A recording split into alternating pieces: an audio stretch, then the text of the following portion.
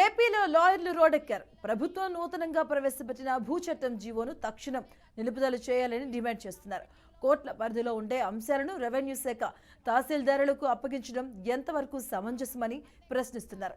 ఇక ఈ చట్టం వల్ల సామాన్య ప్రజలకు మేలు కంటే కీడు ఎక్కువ జరుగుతుందని అంటున్నారు. ఇక లాయర్ల ఆందోళనపై మరింత సమాచారం మా ప్రతినిధి రామాంజనేయరావు అందిస్తారు. రాష్ట్ర వ్యాప్తంగా ఓ పక్కనే అంగన్వాడీలు రోడ్డెక్కి తమకు న్యాయం చేయాలని ఆందోళన చేస్తూ ఉంటే, ఏ ప్రజలకైతే న్యాయం చేయాలో అదే న్యాయవాదులు కూడా ఈ రోజు రోడ్డు ఎక్కాల్సిన పరిస్థితి ఏర్పడింది. ప్రధానంగా చూసుకుంటే కనుక ఈ యొక్క ల్యాండ్ యాక్ట్ ని ఎప్పుడైతే మార్చారో దాన్ని తక్షణం రద్దు చేయాలని చెప్పి రాజమండ్రిలో తూర్పుగోదావరి జిల్లా వ్యాప్తంగా ఉన్న లాయర్లందరూ కూడా ఈ యొక్క భారీ ర్యాలీతో ఆందోళన చేపట్టారు. ప్రస్తుతం మనతోటి ముప్పాళ్ళ సుబ్బారావు గారు ఉన్నారు, సీనియర్ న్యాయవాది. ఆయన అడిగి తెలుసుకుందాం. సార్, మీ ఆందోళనకు గల ప్రధాన కారణం ఏంటి? ఇప్పుడు టైటిలింగ్ చట్టం అనే పేరుతో భూ వివాదాలకు సంబంధించిన భూ ఆస్తి ఎవరిది అని చెప్పేసి నిర్ధారించే అధికారం రెవెన్యూ అధికారులకు ఇవ్వబోతున్నారు. ఇప్పటికే రెవెన్యూ అధికారులు చేసేటువంటి తప్పుల వలన దాదాపుగా భారతదేశంలో 66% కేసులు ఈ రోజున కోర్టుల్లో పెండింగ్ గా ఉన్నాయి. వాళ్ళ తప్పుల వలన ఈ రోజున ఎంఆర్ఓ రెవెన్యూ అధికారులు ఎవరైతే ఉన్నారో వీళ్ళు అధికార బలం, అండబలం, ధనబలం ఉన్న వాళ్ళకి మాత్రమే వాళ్ళు పనులు చేసే పరిస్థితి. ఆటోమేటిక్ గా ఇప్పటికే అనేకమైన ఆస్తులు తారుమారు చేసే పరిస్థితి ఈ రోజున రెవెన్యూ శాఖలో ఉంది. వీళ్ళు ప్రజాప్రతినిధుల యొక్క అండదండల్లో ఉంటారు. కాబట్టి దానివల్ల ఈ రోజు న్యాయ వ్యవస్థకు నుండి పూర్తి అధికారాలు వాళ్ళకి దారాదత్తం చేయడం అనేది రాజ్యాంగ విరుద్ధమైనది.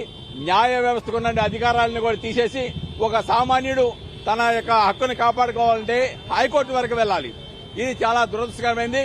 అందువల్ల ఈ న్యాయ చట్టం అనేది రాజ్యాంగ విరుద్ధమైంది, ప్రజా వ్యతిరేకమైంది, రైతులకు వ్యతిరేకమైన ఈ చట్టాన్ని తక్షణమే ఉపసంహరించాలని చెప్పేసి రాష్ట్ర వ్యాప్తంగా న్యాయవాదులు ఆందోళన చేస్తూ ఉన్నారు.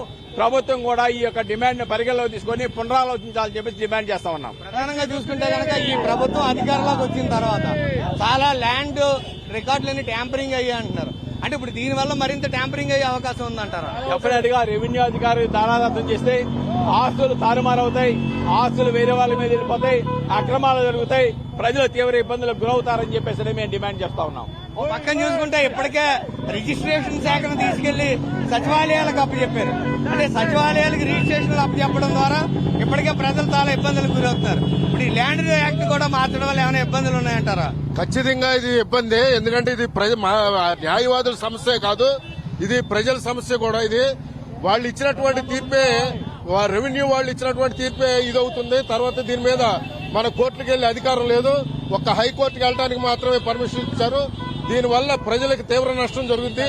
వాళ్ళు ఏం చేస్తే అదే న్యాయం అవుతుంది తప్పితే ఇక్కడ ఈ స్థానిక కోర్టులకు కానీ జిల్లా స్థాయి కోర్టులకు కానీ దీనికి సంబంధం లేదు. అందుకే ఈ చట్టాన్ని రద్దుపరచాలని చెప్పి మేము కోరుతున్నాం. ఇది ప్రధానంగా చూసుకుంటే కనుక ప్రభుత్వం కొత్తగా తీసుకొచ్చిన ఈ యొక్క ల్యాండ్ చట్టం వల్ల ఏ విధమైన సామాన్యుడికి ఉపయోగం లేదని, ఏదైనా అప్పీల్ చేసుకుంటే హైకోర్టుకు వెళ్లాలి తప్ప కింది స్థాయి కోర్టులో ఏదైనా అప్పీల్కి కూడా వీలు కాదే. దానివల్ల నిరుపేదలు చాలా ఇబ్బంది పడతారని చెప్పి ఇక్కడ న్యాయవాదులు వాదిస్తున్నారు. వీడియో జర్నలిస్ట్ సాయితో రామయ్య, BRK న్యూస్, తూర్పుగోదావరి జిల్లా.